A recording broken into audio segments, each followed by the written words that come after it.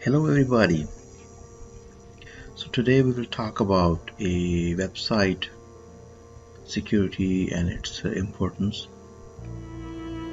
We all know that website is really important for any business, and having a secure website is really vital to someone's online presence as having a website host. If a website is hacked or blacklisted, it loses almost more than 96-98% of its traffic. Not having a secure website can be as bad as not having a website at all, or even worse. So for example, client data breach can result in lawsuits or heavy fines and ruined reputation. I must remind you guys that website security is an ongoing process. There are various goals when hacking websites. Why someone will hack your website? Like exploiting site visitors, stealing information stored on the server, tricking bots and crawlers like black hat SEOs, abusing server resources, and etc. We have already discussed about information security. CIA tried confidentiality, integrity, and availability. I'll repeat them quickly just for your reference. So, confidentiality, integrity, and availability. This model is used to develop policies for securing organization. In confidentiality, we refer to access control of information to ensure that those who shouldn't have access are kept out.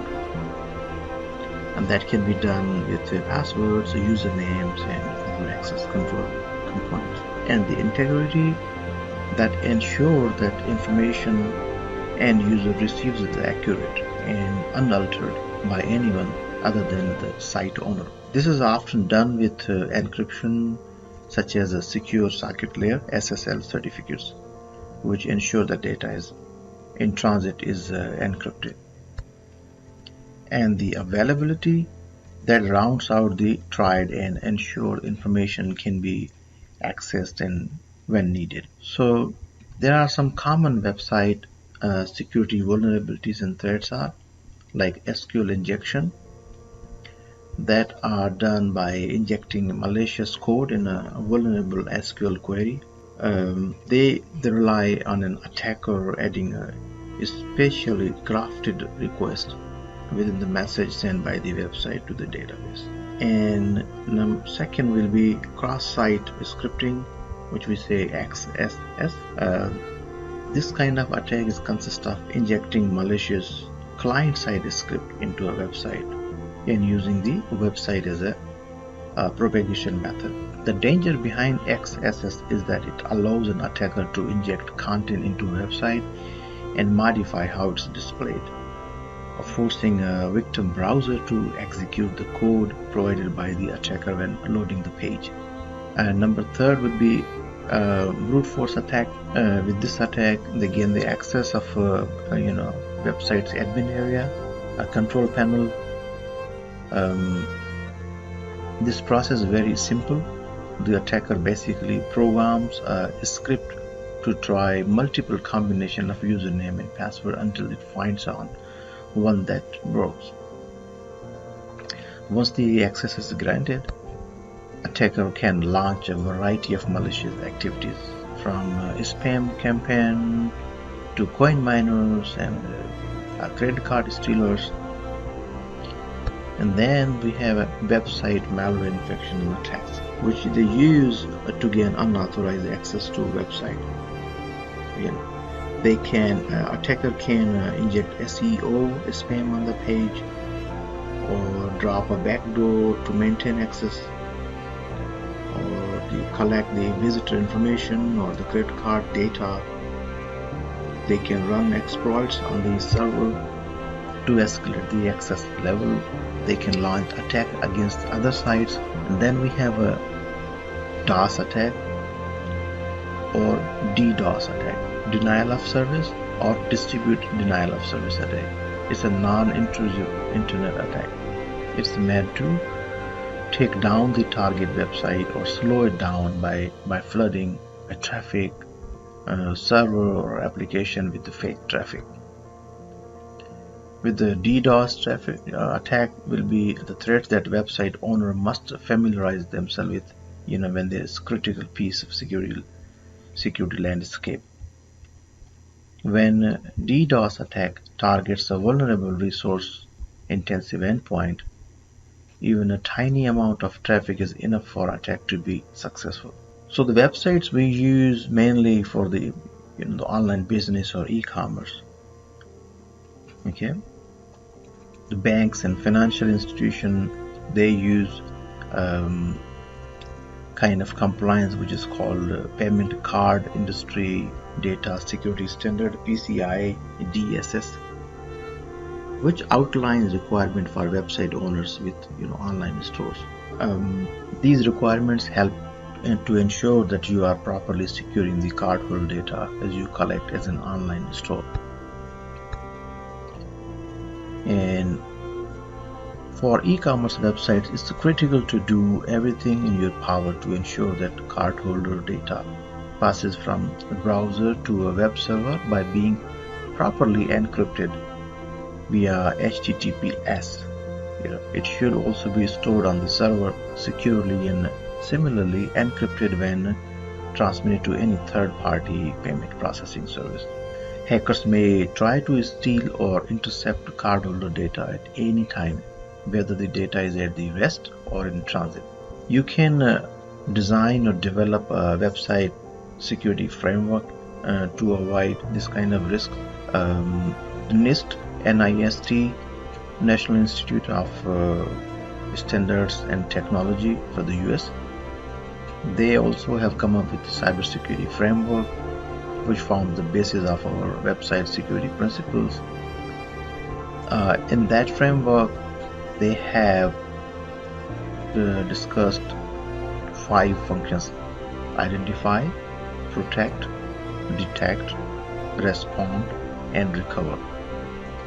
So if we consider these 5 elements, we can make our website even more secure by following this framework. Under identify, I will just explain briefly. You can refer this NIST framework online. So during this stage, all assets, inventory and management is documented and reviewed, where you can take further steps like the web properties or web server infrastructure, third-party integration, access point nodes. Once you have a list of your website assets, you can take steps to audit and defend each of them from attack.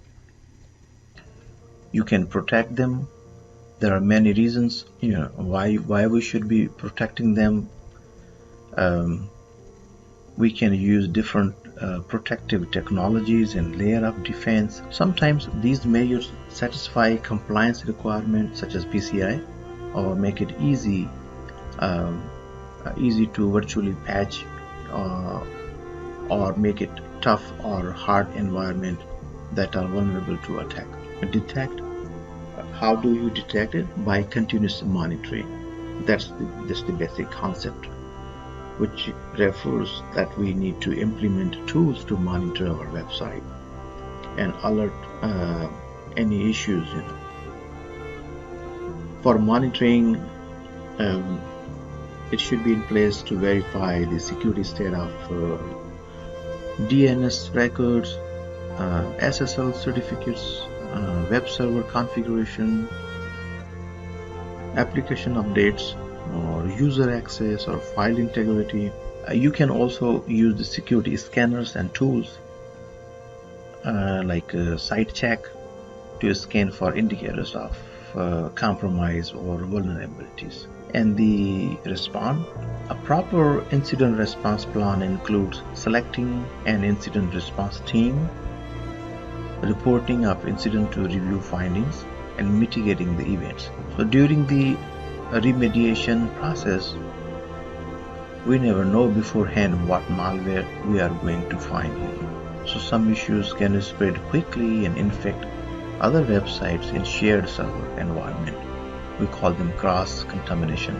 Again, if you refer NIST, the incident in terms of incident response process, that's been broken into 4 broad phases: preparation and planning, detection and analysis, containment, eradication and recovery, and post-incident activities. So once you have a comprehensive preparation phase, or a good website security team, it's really critical to the success of the mission. Finally, I would say, in the event of hack, website backups are crucial to recover your website from a major security incident. Though it shouldn't be considered a replacement for having a website security solution, but still a backup can help recover damaged files.